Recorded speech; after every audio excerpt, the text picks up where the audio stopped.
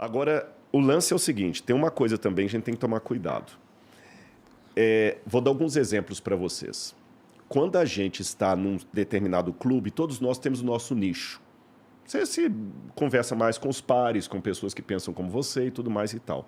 A gente tende, às vezes, a demonizar outros grupos, principalmente pelos estereótipos que são criados. Por exemplo, no futebol, às vezes o camarada ele é tão fanático para um time que ele já pensa no cara da torcida rival como sendo a pior coisa que tem. Uhum. Né? Olha a ideia que a gente tem de argentino, às vezes. Eu tinha uma ideia de argentino muito complicada e tudo e tal. Quando eu fui para a Argentina dar aula lá, como o argentino é gente boa. Eles brigam com a gente no futebol, faz piada, aquela coisa toda, são meio arrogantes, mas quando você está com eles ali, poxa, me trataram super bem, sabe? Super queridos e tudo mais, e outras coisas mais que eu podia falar. E não só do argentino, eu tô falando de vários outros grupos, eu dei apenas uma ilustração aqui. Quando você vai conviver, você fala assim, pô, cara, eu até não aprovo muito o seu estilo de vida, não concordo, é diferente do meu. Mas você é tão legal, quebra um pouquinho aquele estereótipo. Tá entendendo o lance? Então, quando você convive com os religiosos, você vai ver que, graças a Deus, não é a maioria que é assim. Não é a maioria. Só que, às vezes, assim, basta um criar um escândalo para criar quase uma generalização. Mas até porque esses caras que eu tô falando, eles têm bastante relevância. Tem relevância, eu sei. Alguns nomes passam na minha cabeça aqui do que você está falando. E acaba desanimando. Por exemplo, desanima pessoas como eu de ver lá um escândalo. Não é nem a questão do escândalo, é a questão de como a gente vê o rebanho sendo tratado. Uhum. É isso que às vezes, caramba, tipo, eu concordo no seguinte sentido. O que seria do mundo sem a palavra de Deus? Na minha opinião, seria a barbárie. Porque realmente a palavra de Deus, ela salva. Ela salva aquele que é dependente químico, ela salva aquele que está com a depressão, ela salva muita gente. Então, tipo, a palavra de Deus no mundo, desde a sua criação, ela é muito importante. A gente não deve nunca questionar isso. É questão de lógica. Até para quem é o ateu, o máximo do máximo, se ele questiona isso, ele, na minha opinião, é um ignorante. Não, é difícil discordar que a religião realmente não tem nenhuma influência na construção da sociedade moderna. Sim, mas total. O mau uso da religião também tem. Aí você falou o ateu, vou dar o exemplo do ateu. Pelo mundo que eu vivo religioso, a tendência é demonizar o ateu. O ateu é o cara que não tem Deus, é o cara que vai papapá. E, cara, quantos ateus que eu conheço, gente boa pra danar. Você tá entendendo? Muito queridos. Quando eu estudei na USP, eu lembro que eu tinha uns 2 colegas ateus lá, no MAI comigo, e eles falaram, pô, Rodrigo, que legal, cara, o jeito que você tem a sua fé e tudo. E quantas vezes a gente saía depois da aula lá, ia pro lugar beber alguma coisa lá, todo mundo com o seu chopp, eu com o meu suco de laranja, nunca me senti discriminado por eles. Mas isso não vem de hoje, se eu não me engano, chamam até de seitas, né? Rosa Cruz, maçonaria, eles são ateus. Não são? Não. Maçonaria, eles são ateus? Não. Nem maçonaria, nem Rosa Cruz, não. Então, da onde é que veio essa demonização da Rosa Cruz da maçonaria? Isso. Tá. A maçonaria, o que acontece? As religiões cristãs... Sabe que eu fui acusado de maçom esses dias na internet aí? É porque eu tirei uma foto e antigamente o pessoal colocava muito a mão aqui assim, para tirar foto. Eu fui tirar foto no museu e eu coloquei a mão assim, que era uma forma clássica, que tinha desde a Grécia Antiga, estou falando do 4º século a.C. Aí eu tirei pra quê? Aí os caras, pô, o Rodrigo é maçom. Não, por causa da mãozinha na foto. Exatamente. Porque aí colocaram foto com Napoleão e tudo mais. Eu comecei a zoar também, que eu fui no Museu de Cera lá na França. Aí eu tirei uma foto do lado do Napoleão e botei, só pra zoar os caras também, você tá entendendo? Eu, particularmente, eu tenho as minhas discordâncias teológicas em relação ao Rosa Cruz e à maçonaria. Agora, vamos separar aqui. Uma coisa é eu discordar da filosofia da coisa. Outra coisa é eu demonizar a pessoa que está ali. É isso que eu estou fazendo a diferença. Senão eu vou colocar... Igual eu falei, Jesus não está em pé de igualdade com Buda. Então, se você falar, Rodrigo, você acha que Buda pode salvar? Não. Você acha que o islamismo está certo? Não. Mas entre falar isso e achar que todo muçulmano é um terrorista, tem um espaço grande. Com certeza. Então, aqui eu vou apresentar a minha discordância. Eu não acho que a maçonaria é um sistema legal. Eu não compactuaria com isso. Eu sou total ignorante nisso. Não, fique tranquilo. Real, a minha dúvida é... porque o que acontece? E Rosa Cruz não tem nada a ver com maçonaria, viu? Não tem nada... pelo menos disso eu sei, mas...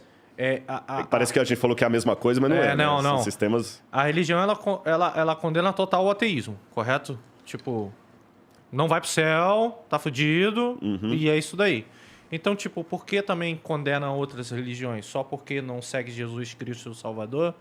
Então, o que realmente é a Rosa Cruz e a maçonaria? O que elas pregam, já que eles não são ateus? Então, o que dá a entender, às vezes, que é como se fosse time de futebol. Desculpa a comparação, mas parece muito time de futebol. Antes.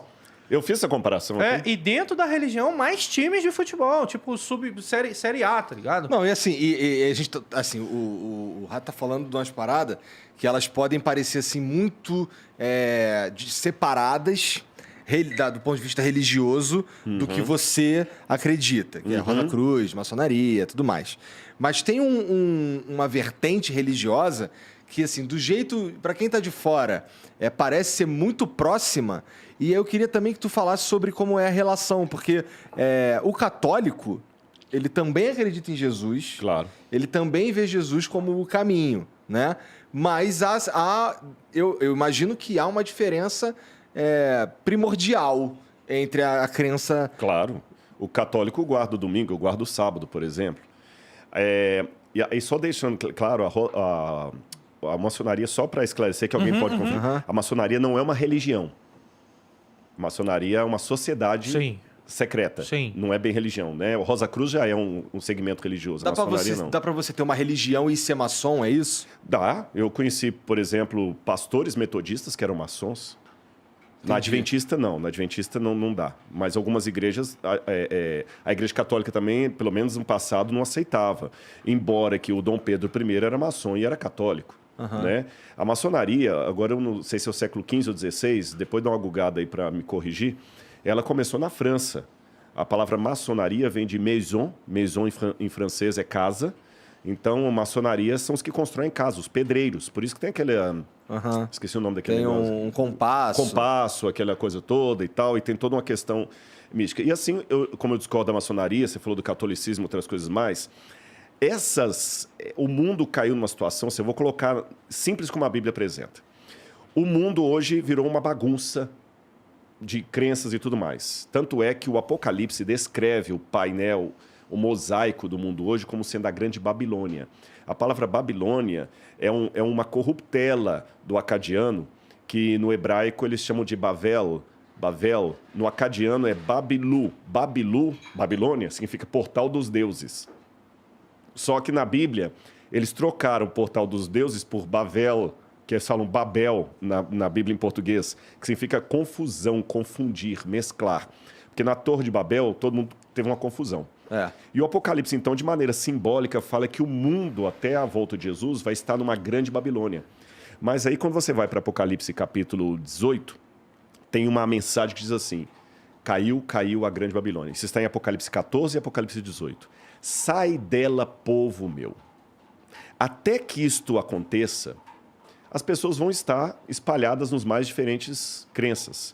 Qual que é o meu papel, então, nesse mosaico? Meu papel é o seguinte: eu, como adventista, tenho que, em primeiro lugar, ter certeza por que eu sou adventista e não maçom, por que eu sou adventista e não mórmon, por que eu sou adventista e não católico. Eu tenho que ter essa convicção. Uma vez que eu tenho essa convicção, eu tenho que ter essa convicção sabendo que eu tenho que ter um respeito por você que chegou a uma convicção diferente. E o meu papel já que isso para mim é tão importante, eu tenho que testemunhar para você de uma maneira que não te agrida, de uma maneira que não te fira e de uma maneira que respeite se você não concordar comigo. Você está entendendo? Então, eu tenho que testemunhar daquilo que eu acredito. E por que eu testemunho? Por que eu não sou adventista só para mim? Por que eu tenho que falar? Pelo mesmo motivo que eu dei o exemplo aqui dos joguinhos. Pô, se o joguinho foi tão legal, por que você jogou quieto? E por que você teve que falar pro Igor do joguinho? É porque é tão legal que você gosta dele. Você quer que ele experimente? Você achou um Nintendo aí que ninguém sabia que tinha. Pô, cara, você tem que jogar comigo. Então, quer dizer, salvaguardadas as devidas proporções, se o que eu acredito é verdade, pô, Jesus vai voltar, caramba, nós estamos vivendo o fim dos tempos. Isso é tão importante que eu me sinto como aquela menininha lá naquela praia da Ásia, quando teve o tsunami vindo, que ela saiu gritando para todo mundo na praia. Eu tenho que avisar. Só que Deus tem que me dar sabedoria para, em primeiro lugar, avisar de uma maneira que eu não brinque com esse evangelho, que eu não seja incoerente com aquilo que eu acredito. Porque o que adianta eu vir aqui no Flow hoje? Beleza, a gente não bebe, não. Amanhã o pessoal passa numa danceteria e tá o Rodrigo lá com... Pô, cara, esse cara que foi no Flow, esse cara é um picareta. Aí tudo aquilo que você falou vem à tona. Por quê? As pessoas não estão esperando isso de mim. E eu posso dizer para você, Jesus disse assim, o escândalo virá, mas ai daquele por quem vier o escândalo. Então, a gente tem que tomar muito cuidado. Eu fico muito triste. Você usou a palavra triste, eu também estou procurando uma outra mais forte, porque triste ainda é pouco. Decepcionado, magoado. Eu peço a Deus que me dê humildade e unção do Espírito suficiente para eu não ser mais um que, quando você fala assim, pô, tem uns caras aí, o nome do Rodrigo passar na sua cabeça. Eu peço a Deus isso, com muita humildade. Mas, ao mesmo tempo, eu não vou insultar a sua inteligência argumentando o que não é argumentável. Tem muito picareta no Evangelho, mas eu garanto para você, eles não são a maioria. Só que uma minoria barulhenta consegue dar aparência de maioria. É verdade. É verdade. Você está entendendo? Total verdade. Não foram os alemães que mataram os judeus na Segunda Guerra Mundial. Os nazistas não eram a maioria da Alemanha. Mas a gente pensa que foi a Alemanha. Os alemães mataram os judeus.